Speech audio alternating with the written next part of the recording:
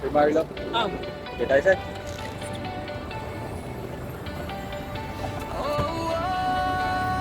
May unit tayo ngayon. Kimco, ano nga to, sir? Exciting 400. No? Exciting 400. Kimco. So, G-series yung unit ni sir. ISS. Isa lang yung tagas niya. Pero chuchun natin parehas. Para banda yung play.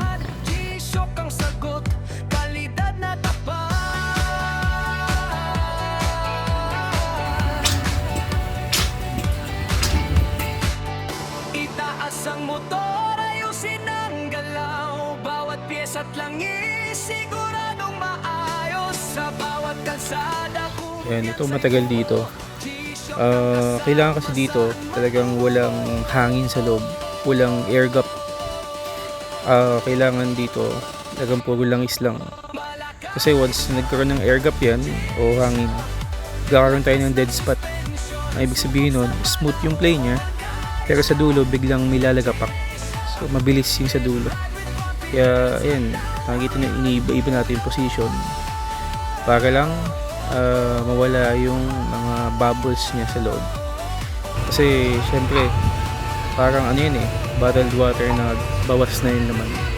Pag ililog mo siya, yung air bago tumaas, mabilis. Ito kasi oil to Kaya mabagal bago umangat to. You know. Makikita nyo meron pa.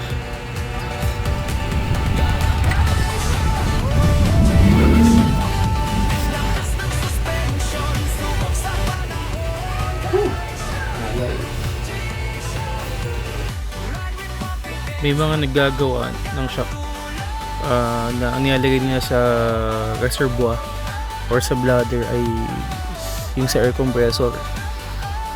Yung kasi may water vapor kasi yun hindi katulad ng nitrogen na purong nitrogen talaga. So mas mabilis siyang mawala.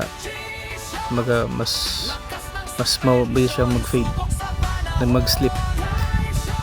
Kasi mas maliit ang molecule ng air compressor, gas ng air compressor kumpara sa nitrogen gas.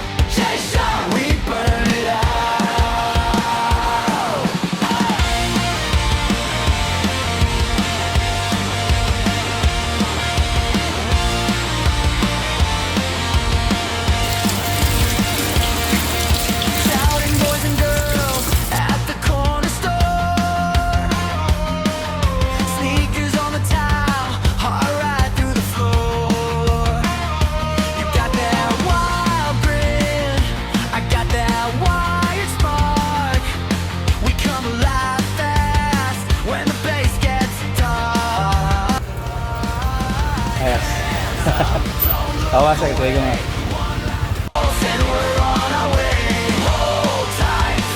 Thank you, sir. Salamat. Thank you. Thank you.